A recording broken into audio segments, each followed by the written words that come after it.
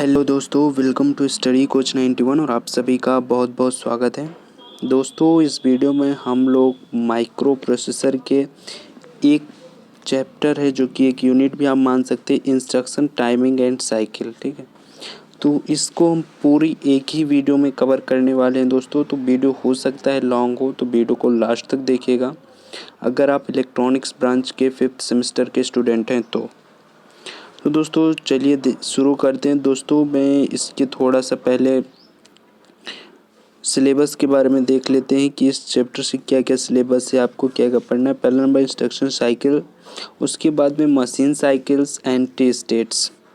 ठीक है, इसके बाद में फेच एंड एग्जीक्यूट, ये आपको पढ़ना है। उसके बाद टाइमिंग साइकिल डायग्राम, पहले भी मैं बता दूं टाइमिंग साइकिल डायग्राम जो है वो आपको अधिकतर आपको सेल्फ स्टडी से पढ़ना पड़ेगा बुक से। ठीक है, तो दोस्तों चलिए स्टार्ट करते हैं। तो पहला एक क्वेश्चन है दोस्तों, मोस्टली इम्पॉर्टेंट एग्जाम के इन व्यू से देखा जाए तो ये क्वेश्चन है कि इंस्ट्रक्शन साइकिल को समझाइए तथा इनके फेजेस का वर्णन कीजिए। आप इस तरीके से भी पूछ सकता है क्वेश्चन को कि इंस्ट्रक्शन साइकिल्स क्या होते हैं, या फिर इंस्ट्रक्शन साइकिल्स को संक्षेप में लिखिए। ठीक है, तो इन सब में कंफ्यूज नहीं होना है आपको। तो चलिए देखते हैं इंस्ट्रक्शन साइकिल्स को। तो लिखना कैसे, आपको पहला नंबर हेडिंग डालना है इंस्ट्रक्शन साइकिल्स। उसके बाद में होता क्या है कि इंस्ट्रक्शन साइकिल को फेच डिकोड एग्जीक्यूट साइकिल भी कहते हैं। इसको फेच डिकोड एग्जीक्यूट साइकिल भी कहते हैं इंस्ट्रक्शन साइकिल्स को। और यह कंप्यूटर की ऑपरेशनल प्रोसेस है। यह प्रोसेस कंप्यूटर के स्टार्ट होने से बंद होने तक सीपीयू के द्वारा लगातार चलती रहती है। जो इंस्ट्रक्शन साइकिल्स है वो जब हम अपना कंप्यूटर स्टार्ट करते हैं तब से लेकर के लास्ट तक सीपीयू के द्वारा यही इंस्ट्रक्शन साइकिल्स चलती रहती है, रिपीट होती रहती है दोस्तों। और आप सभी को पता है कि साइकिल किसे कहते हैं, रिपीटर को, बार बार जो रिपीट होती है वही मैटर, जिससे कि फेच हुआ, फिर उसके बाद में डिकोड हुआ, फिर एग्जीक्यूट हुआ, ये प्रोसेस बार बार होता रहेगा। ठीक है, उसके बाद में सीपीयू एक के बाद एक सूचनाओं को कार्यान्वित करता है। एक सूचना को कार्यान्वित होने ये बहुत सारे फेज होते हैं। ठीक है, एक सूचना को कार्यान्वित होने के लिए बहुत सारे फेज होते हैं। और सीपीयू क्या करता है कि एक के बाद एक सूचनाओं को कार्यान्वित करते रहता है, यानी प्रोसेस करते रहता है। और सीपीयू प्रत्येक सूचनाओं के लिए इन फेज़ों को रिपीट करते रहता है। हर एक सूचना के लिए सीपीयू क्या करता है, इन फेज़ों को रिपीट करता रहता है। और हर एक सूचना में फेज़ बहुत सारे होते हैं। आइए देख लेते हैं फेजेस के बारे में। तो 4 फेज़ होते हैं। नंबर 1, मेमोरी से इंस्ट्रक्शन को फेच करना। ठीक है, क्या करता है, पहला नंबर मेमोरी से इंस्ट्रक्शन को फेच किया जाता है। उसके बाद में इंस्ट्रक्शंस को डिकोड कर किया जाता है। मेमोरी को इंस्ट्रक्शन से पहले फेच किया जाता है, फिर उसको डिकोड किया जाता है। डिकोड करने के बाद में मेमोरी से इफ़ेक्टिव एड्रेस को रीड करना, फिर उसके बाद में मेमोरी से इफ़ेक्टिव एड्रेस को रीड किया जाता है। फिर उसके बाद में इंस्ट्रक्शन को एग्जीक्यूट किया जाता है। जो भी इंस्ट्रक्शन रहता है वो एग्जीक्यूट किया जाता है। ये देखिए साइकिल्स बनी हुई है। यहाँ पर आपको फेच इंस्ट्रक्शन है। फेच इंस्ट्रक्शन से आपको क्या किया जाता है, डिकोड इंस्ट्रक्शन किया जाता है, यानी उस इंस्ट्रक्शन को डिकोडिंग की जाती है। उसके बाद में रीड की जाती है मेमोरी से इंस्ट्रक्शन के। उसके बाद में इसको एग्जीक्यूट किया जाता है।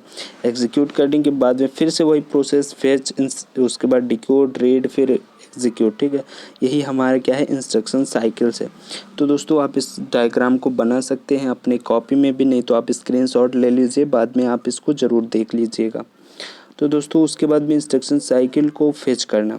अभी तक हमने ये 4 जो है फेज देखे थे। अब इसके बारे में हम थोड़ा डिटेल्स में देखेंगे। तो चलिए देखते हैं। पहला है इंस्ट्रक्शन साइकिल को फेच करना, कि इंस्ट्रक्शन साइकिल्स को फेच कैसे किया जाता है। तो इंस्ट्रक्शन को मेमोरी एड्रेस से फेच किया जाता है। ठीक है, इंस्ट्रक्शन को मेमोरी एड्रेस से फेच किया जाता है, जो कि पीसी मतलब प्रोग्राम काउंटर। अगर दोस्तों आप आर्किटेक्चर ऑफ 8085 माइक्रो प्रोसेसर नहीं पढ़े दोस्तों तो पढ़ लीजिए, मोस्टली इम्पॉर्टेंट। अगर वो नहीं पढ़े तो लगभग आपके इस माइक्रो प्रोसेसर के हर एक चैप्टर का कोई समझ में नहीं आएगा दोस्तों, कोई भी टॉपिक। ठीक है, तो आप उसको ज़रूर समझ लीजिए दोस्तों। तो क्या है कि जो कि पीसी प्रोग्राम काउंटर तथा इंस्ट्रक्शन रजिस्टर आईआर में स्टोर रहता है। इंस्ट्रक्शन को मेमोरी एड्रेस से फेच किया जाता है।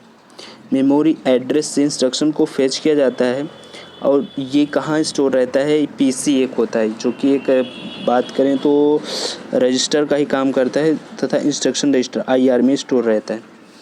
इंस्ट्रक्शन रजिस्टर और पीसी में स्टोर रहता है और जब फेच ऑपरेशन ख़त्म हो जाता है तो पीसी दूसरे इंस्ट्रक्शन को एग्जीक्यूट करने के लिए पॉइंट करता है। जब एक जो है ऑपरेशन ख़त्म हो जाता है तो फिर उसके बाद में पीसी यानी प्रोग्राम काउंटर क्या करता है, दूसरे इंस्ट्रक्शन को एग्जीक्यूट करने के लिए पॉइंट करता है।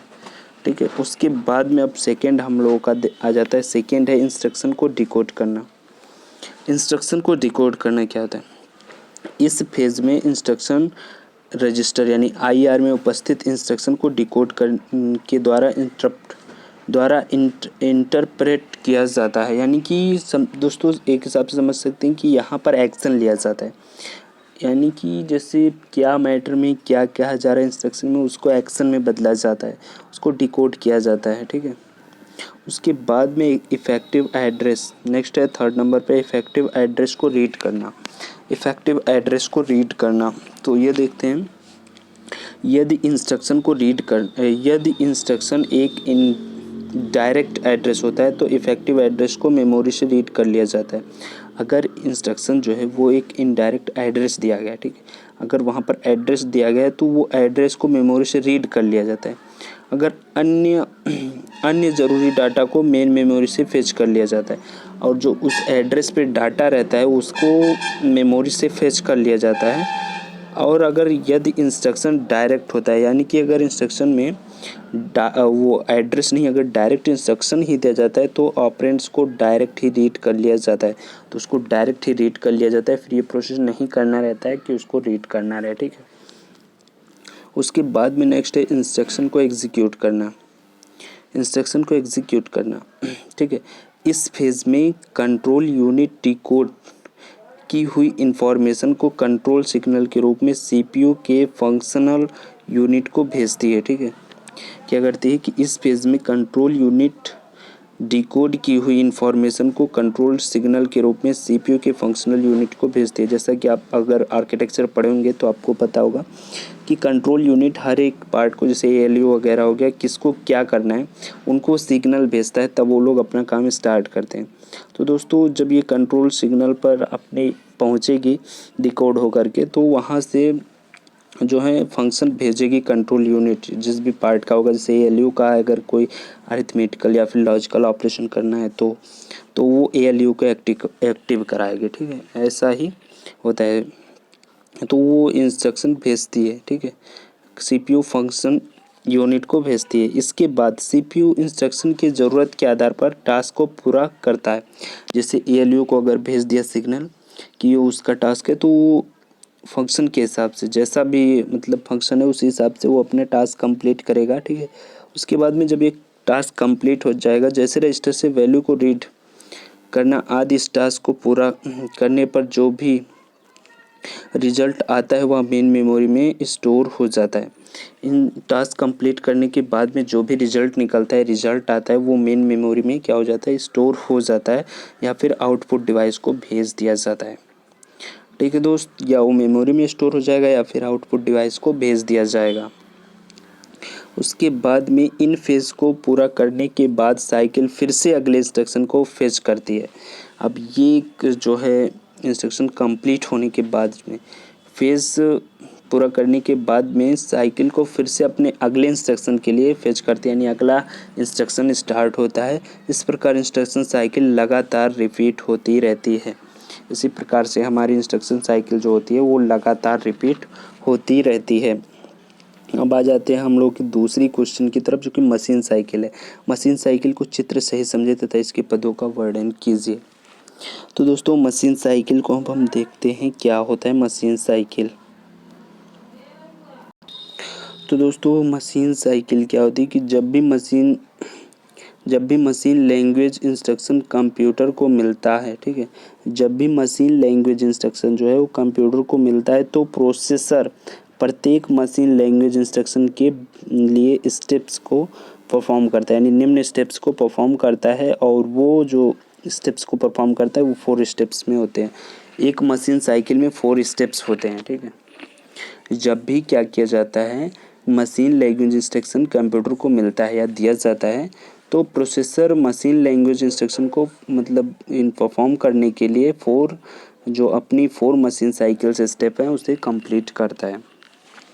तो जो 4 स्टेप्स साइकिल है वो पहला है फेच, दूसरा है डिकोड, थर्ड है एग्जीक्यूट एंड फोर्थ है स्टोर, ठीक है। तो ये चलिए देख लेते हैं ये कैसे वर्क करता है। पहले क्या किया जाता है, फेचिंग की जाती है, यानी इंस्ट्रक्शन को ली जाती है, पहले फेच की जाती है इंस्ट्रक्शन को मेमोरी से, उसके बाद में उसकी डिकोडिंग की जाती है, डिकोडिंग करने के बाद में फिर एग्जीक्यूटिंग की जाती है, एक्शन में बदली जाती है, उसके बाद में फिर स्टोर की जाती है मेमोरी में। फिर यही प्रोसेस हमारा बार बार चलता रहता है, घूमता रहता है, ठीक है दोस्त। उसके बाद में देख लेते हैं मशीन साइकिल प्रोसेसर का सबसे बेसिक ऑपरेशन होता है, जैसे कि इनपुट आउटपुट पोर्ट से बाइट को रीड करना या मेमोरी में बाइट को राइट करना, ठीक है। मशीन साइकिल क्या होती है, प्रोसेसर का सबसे बेसिक ऑपरेशनल होता है, जैसे कि इनपुट आउटपुट पोर्ट से बाइट को रीड करना, ठीक है। इनपुट आउटपुट पोर्ट से बाइट को रीड करना या फिर मेमोरी से बाइट को राइट करना, ये सब मशीन साइकिल्स के तौर पे होती है, ठीक है। आजकल जो मॉडर्न प्रोसेसर होते हैं वे 1 सेकंड में लाखों मशीन साइकिल को पूरा करते हैं। जो मॉडर्न यानी आजकल के जो प्रोसेसर होते हैं वो 1 सेकंड में लाखों मशीन साइकिल्स को पूरा करते हैं। उसके बाद में नेक्स्ट देख लेते हैं मशीन साइकिल के चरण, जो अभी हमने 4 चरण बताए थे आपको कि 4 चरण को जो है 4 चरण को ये लोग फॉलो करते हैं, तो वो 4 चरण को हम लोग देखते हैं। तो पहला नो है fetch control unit main memory से इंस्ट्रक्शन को रिसीव करता है और इसे इंस्ट्रक्शन रजिस्टर यानी आईआर में डाल देता है। कंट्रोल यूनिट क्या करता है कि मेमोरी से इस इंस्ट्रक्शन को रिसीव करता है या फिर प्राप्त करता है और इसे इंस्ट्रक्शन यानी रजिस्टर यानी आईआर में ले जा कर के डाल देता है। उसके बाद में हमारा नेक्स्ट प्रोसेस आ जाता है डिकोडर का। डिकोडर क्या करता है, डिकोड किया करता है, ठीक है। तो डिकोड इसके बाद इन रिसीव किए गए इंस्ट्रक्शन को कंट्रोल यूनिट के द्वारा चेक किया जाता है। अब ये जो रिसीव किए गए हमारे जो इंस्ट्रक्शंस हैं उनको कंट्रोल यूनिट के द्वारा चेक किया जाता है और इंस्ट्रक्शन रजिस्टर में डिकोड किया जाता है। और इन लोगों को चेक करके क्या किया जाता है, इंस्ट्रक्शन रजिस्टर यानी आईआर में इसका डिकोडिंग की जाती है यानी डिकोड किया जाता है। उसके बाद में एग्जीक्यूट किया जाता है। इसके बाद कंट्रोल यूनिट द्वारा एएलयू मेमोरी तथा अन्य कंपोनेंट को सिग्नल भेजता है। अब कंट्रोल यूनिट क्या करता है कि ये जो इंस्ट्रक्शंस है उसको एक्शन में बदलता है, यानी कि क्या कह रहा है इंस्ट्रक्शन उसी हिसाब से एएलयू या फिर मेमोरी या अन्य कंपोनेंट जिसको भी भेजना होगा उनको सिग्नल भेजता है कि तुम एक्टिव हो जाओ, तुम्हारा काम आ चुका है, ठीक है। यह सिग्नल इन्हीं सभी टास्क को परफॉर्म करने को कहते हैं, ठीक है। यह सिग्नल इन्हें सही टास्क को परफॉर्म करने को कहते हैं, ठीक है। उसके बाद में नेक्स्ट है हमारा स्टोर। स्टोर क्या करता है कि टास्क कंप्लीट होने के बाद जो भी रिजल्ट मिलता है उसे मेमोरी में भेजा जाता है और स्टोर किया जाता है, ठीक है। जब टास्क हमारी कंप्लीट हो जाती है तो उसे स्टोर किया जाता है मेमोरी में भेज करके, या फिर उससे हम आउटपुट के लिए प्रिंट भी करा सकते हैं, ठीक है, यानी आउटपुट पोर्ट को भी दे सकते हैं। उसके बाद में देखते हैं टाइप्स ऑफ मशीन साइकिल के टाइप्स के बारे में। तो माइक्रो प्रोसेसर इस साइकिल का उपयोग इंस्ट्रक्शन के ऑप कोड को मेमोरी लोकेशन से लेने के लिए करता है, ठीक है। ऑप कोड फेच साइकिल जो होती है वो क्या करती है कि माइक्रो प्रोसेसर इस साइकिल का उपयोग इंस्ट्रक्शन के ऑप कोड को मेमोरी लोकेशन से लेने के लिए करता है, ठीक है। यानी इंस्ट्रक्शन के ऑप कोड को मेमोरी के लोकेशन से लेने के लिए इसका उपयोग करता है इस साइकिल्स का। ऑप कोड को मेमोरी से लिया जाता है और इंस्ट्रक्शन रजिस्टर में डिकोडिंग और एग्जीक्यूटिंग के लिए ट्रांसफ़र कर दिया जाता है। ऑप कोड को क्या किया जाता है कि मेमोरी से लिया जाता है और इसको इंस्ट्रक्शन आईआर में, ठीक है, यानी इंस्ट्रक्शन रजिस्टर में डिकोडिंग और एग्जीक्यूटिंग के लिए ट्रांसफ़र कर दिया जाता है। इस साइकिल को पूरा होने में 4 से 6 टी स्टेट किस मतलब समय की ज़रूरत पड़ती है, ठीक है। 4 से 6 टी स्टेट की समय की ज़रूरत पड़ती है। टी स्टेट अभी हम आगे देखेंगे दोस्तों क्या होती है। उसके बाद में सेकेंड है memory read cycle. Micro processor in cycle का प्रयोग मेमोरी से डाटा को रीड करने के लिए करता है। मेमोरी रीड साइकिल का क्या करता है कि इन साइकिल्स का प्रयोग मेमोरी से जो डाटा को रीड करने के लिए करता है माइक्रो प्रोसेसर। और मेमोरी लोकेशन का एड्रेस इंस्ट्रक्शन के द्वारा दिया जाता है। मेमोरी लोकेशन को एड्रेस इंस्ट्रक्शन के द्वारा दिया जाता है। इस साइकिल को पूरा होने में 3T स्टेट का समय लगता है। 3T स्टेट का समय लगता है इस साइकिल्स को कंप्लीट होने में। नेक्स्ट है हमारा memory write cycle. Memory write cycle क्या करता है मेरा कि मेमोरी में डाटा को राइट करने के लिए माइक्रो प्रोसेसर इन साइकिल्स का प्रयोग करता है, ठीक है। जब भी मेमोरी में डाटा को राइट करना होता है तो माइक्रो प्रोसेसर हमारी मेमोरी राइट साइकिल्स का प्रयोग करती है, ठीक है। और इस साइकिल को कंप्लीट होने में 3T स्टेट का समय लगता है। इस प्रोसेस को कंप्लीट होने के लिए 3T स्टेट का समय लगता है। उसके बाद में मेरा चौथा है इनपुट आउटपुट रीड साइकिल। तो इनपुट आउटपुट रीड साइकिल क्या करता है कि माइक्रो प्रोसेसर इन साइकिल्स का प्रयोग इनपुट आउटपुट डिवाइस से डाटा को रीड करने के लिए करता है, ठीक है। जो इनपुट आउटपुट रीड साइकिल होती है उससे माइक्रो प्रोसेसर क्या करता है कि इनपुट आउटपुट डिवाइस से डाटा को रीड करने का काम करता है। इनपुट आउटपुट पोर्ट का एड्रेस इंस्ट्रक्शन के द्वारा दिया जाता है। जो इनपुट आउटपुट पोर्ट होते हैं उनको एड्रेस इंस्ट्रक्शन के द्वारा दिया जाता है। इस साइकिल्स को कंप्लीट होने के लिए 3T का समय लगता है, यानी 3T स्टेट का टाइम लगता है इस साइकिल को कंप्लीट होने के लिए। उसके बाद में पांचवा है मेरा इनपुट आउटपुट राइट साइकिल।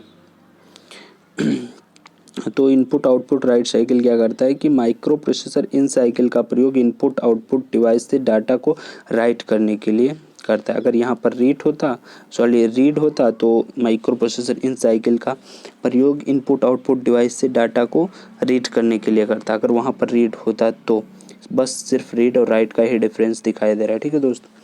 तो उसके बाद में इनपुट आउटपुट पोर्ट का एड्रेस इंस्ट्रक्शन द्वारा दिया जाता है। इनपुट आउटपुट पोर्ट को एड्रेस इंस्ट्रक्शन के द्वारा दिया जाता है। इस साइकिल को कंप्लीट होने में 3T स्टेट का समय लगता है। इसको भी कंप्लीट होने में 3T स्टेट का टाइम या समय लगता है। उसके बाद में हमारा दोस्तों आ जाता है इंटरप्ट एक्नॉलेज्ड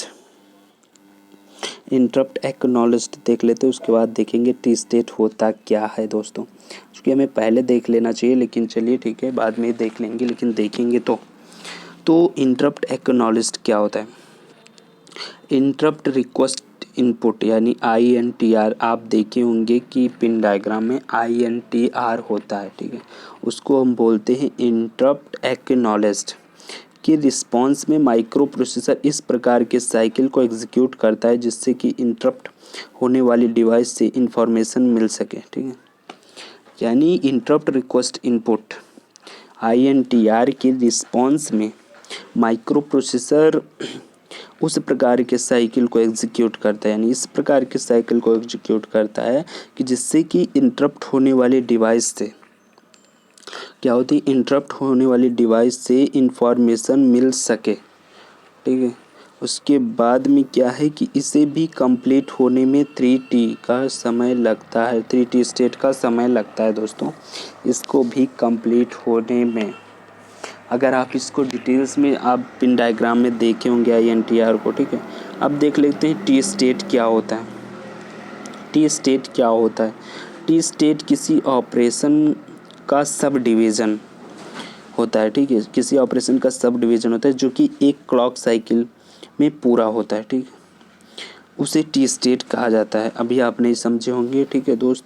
तो क्लॉक की एक पूरी साइकिल को टी स्टेट कहलाती है। आप सीधे समझ सकते हैं क्लॉक की एक पूरी साइकिल टी स्टेट कहलाती है। जैसे अगर मेरी क्लॉक यहाँ से स्टार्ट हुई, ठीक है, तो यहाँ तक की एक पूरी साइकिल्स को, ठीक है, टी स्टेट कहते हैं दोस्तों। यहाँ तक की एक पूरी साइकिल्स को क्या कहते हैं, एक टी स्टेट कहते हैं। आप डायग्राम में भी देख सकते हैं दोस्तों। यहाँ से मेरी क्लॉक स्टार्ट हुई, यहाँ तक की एक टी स्टेट हो गई, ठीक है।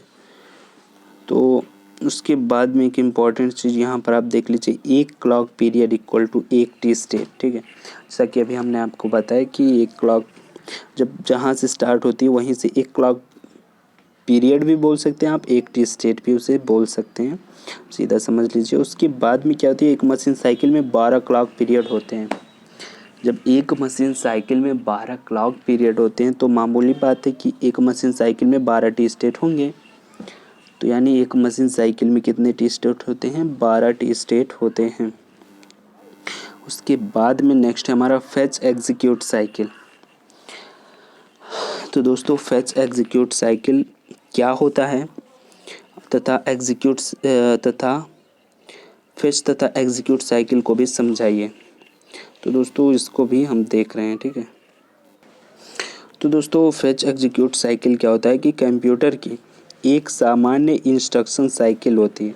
ये कंप्यूटर की एक जनरल इंस्ट्रक्शन साइकिल होती है। यह इंस्ट्रक्शन साइकिल एक प्रकार इसे फेच डिकोड एग्जीक्यूट साइकिल भी कहते हैं, ठीक है। इस इंस्ट्रक्शन साइकिल्स को फेच डिकोड एग्जीक्यूट साइकिल भी कहते हैं, ठीक है दोस्तों। और इस साइकिल का जो है वॉन न्यूमैन ने बनाया था। इस साइकिल को वॉन न्यूमैन ने बनाया था, ठीक है। फेच डिकोड एग्जीक्यूट साइकिल के निम्न पद को चलिए देखते हैं कैसे ये प्रोसेस होता है। तो दोस्तों इंस्ट्रक्शंस को मेन मेमोरी से फेच करना, पहला नंबर इंस्ट्रक्शन से मेन मेमोरी को फेच करना। यहाँ पर आपको फेच डिकोड से ही पता चल रहा है, फेच फिर डिकोड फिर एग्जीक्यूट। पहले इंस्ट्रक्शन से मेन मेमोरी को क्या किया जाता है, फेच किया जाता है इंस्ट्रक्शन को, ठीक है। उसके बाद में इंस्ट्रक्शन को डिकोड किया जाता है, अर्थात यह निर्धारित करना कि इंस्ट्रक्शन क्या करना चाहता है, ठीक है। ये जानता है कि इंस्ट्रक्शन क्या करना चाहता है कंप्यूटर, उसको डिकोड करता है, ठीक है, अपनी लैंग्वेज में। उसके बाद में क्या होता है कि इंस्ट्रक्शन को कार्यान्वित करना यानी कि उसे एक्शन में लाना यानी एग्जीक्यूट होना, ठीक है। फेच इंस्ट्रक्शन, अब यहाँ पर आप देख सकते हैं इनकी साइकिल। पहले क्या, जैसा कि आप देखें पहले क्या है कि फेच इंस्ट्रक्शन होता है, उसके बाद में डिकोड होती है, उसके बाद में एग्जीक्यूट होती है। यही प्रोसेस आपका चलता रहेगा, ठीक है। उसके बाद में अब नेक्स्ट हम देखते हैं फेच साइकिल। फेच साइकिल क्या होता है, तो दोस्तों इसमें प्रोसेसर मेन मेमोरी यानी रैम से डाटा तथा इंस्ट्रक्शन को फेच करता है। इसमें जो प्रोसेसर होता है फेच साइकिल में, वो मेन मेमोरी या फिर रैम से डाटा या इंस्ट्रक्शंस को फेच करता है यानी कि वहाँ से लेता है, ठीक है, डाटा या इंस्ट्रक्शन को लेता है तथा इसके बाद इन डाटा तथा इंस्ट्रक्शन को अपने खुद के टेम्परेरी मेमोरी एरिया में स्टोर करता है। जो भी डाटा या इंस्ट्रक्शन लेता है फेच साइकिल यानी फेच करके, उसको क्या करता है कि अपने टेम्परेरी मेमोरी एरिया, ठीक है, बहुत से रजिस्टर्स होते हैं, वो टेम्परेरी मेमोरी एरिया होते हैं माइक्रो प्रोसेसर या फिर प्रोसेसर के, तो वो उसमें स्टोर करता है उसे। इन यहाँ पर देख सकते हैं इन मेमोरी एरिया को रजिस्टर कहते हैं, ठीक है। उसके बाद में है कि इसमें जो सबसे महत्वपूर्ण रजिस्टर होता है वह पीसी यानी प्रोग्राम काउंटर होता है। जो प्रोग्राम काउंटर रजिस्टर होता है, अगर आप आर्किटेक्चर पढ़े होंगे 8085 माइक्रो प्रोसेसर का, तो उसमें आपको अच्छे से समझ में बताया गया होगा कि प्रोग्राम काउंटर क्या होता है। वो प्रोग्राम काउंटर जो होता है वो सबसे महत्वपूर्ण रजिस्टर होता है।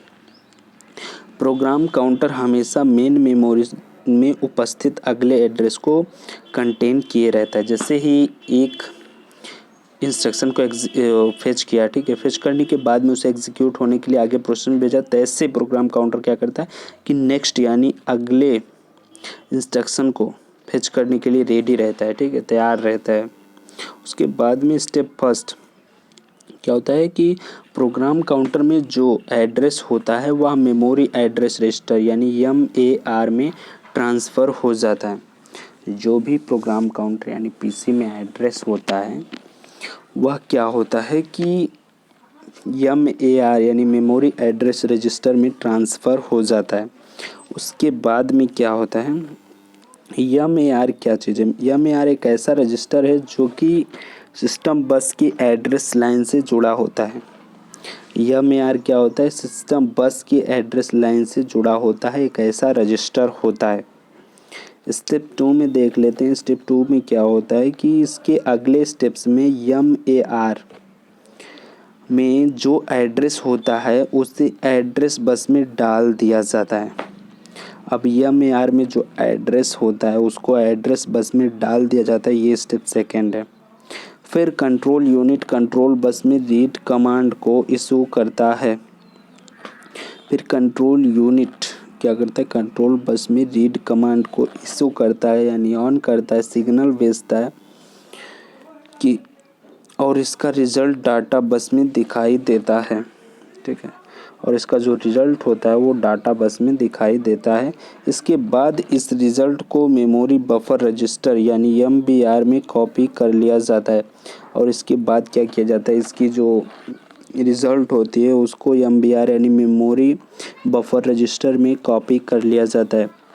दूसरे इंस्ट्रक्शन की रेडी होने के लिए प्रोग्राम काउंटर यानी पीसी को 1 से इंक्रीमेंट किया जाता है। हमेशा जो पीसी होती है वो 1 से इंक्रीमेंट हो जाती है। ठीक है, जैसे एक इंस्ट्रक्शन एग्जीक्यूट हुई उसके बाद एक इंक्रीमेंट होगी, अगले इंस्ट्रक्शन को एग्जीक्यूट करेगी। फिर समय बचाने के लिए दोनों एक्शन एक साथ परफॉर्म किए जाते हैं। ये सभी जो एक्शंस हैं वो साथ में परफॉर्म होते हैं। ठीक है दोस्त, जितने हमने अभी आपको बताए ये सभी एक्शंस समझ सकते हैं आपके साथ में ही परफॉर्म होते हैं। उसके बाद में स्टेप थर्ड हमारा आ जाता है MBR। MBR का जो भी डाटा होता है यानी मेमोरी बफर रजिस्टर का जो भी डाटा होता है उसे IR यानी इंस्ट्रक्शन रजिस्टर में भेज दिया जाता है। अब यानी MBR में जो भी डाटा होता है उसे इंस्ट्रक्शन रजिस्टर में भेज दिया जाता है। इस प्रकार एक फेच साइकिल में 3 स्टेप होते हैं और 4 छोटे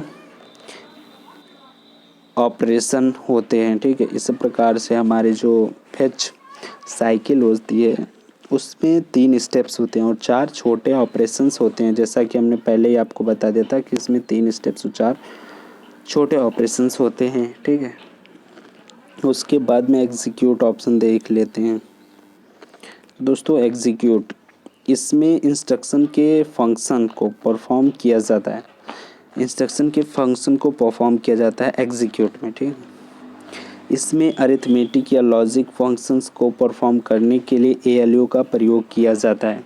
अगर कोई गणितीय गणना या फिर लॉजिकल गणना करनी है तो उसके लिए ALU का प्रयोग किया जाता है। इसमें एग्जीक्यूशन के बाद जो भी रिज़ल्ट आता है उसे रजिस्टर में स्टोर कर लिया जाता है।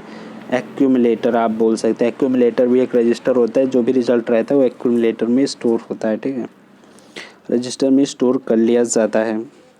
तो दोस्तों ये थी हमारी एग्जीक्यूट। ठीक है, एग्जीक्यूट यानी बोल सकते हैं एक हिसाब से कि जो हमारी कोडिंग रहती है यानी जो हमारी डाटा रहती है उसको एक्शन में परफॉर्म किया जाता है। यानी अगर ऐड करने के लिए कोई दिए गए इंस्ट्रक्शन है तो ऐड होने के लिए एक्शन ली जाती है यानी ऐड किया जाता है। ठीक है, तो दोस्तों अब नेक्स्ट हमारे आते टाइम एंड कंट्रोल पर टिप्पणी। ठीक है, इस पर हम छोटा सा एक टिप्पणी लिख लेते हैं। ठीक है, टाइमिंग एंड कंट्रोल पर। ठीक है, तो दोस्तों देखते हैं टाइमिंग एंड कंट्रोल टिप्पणी।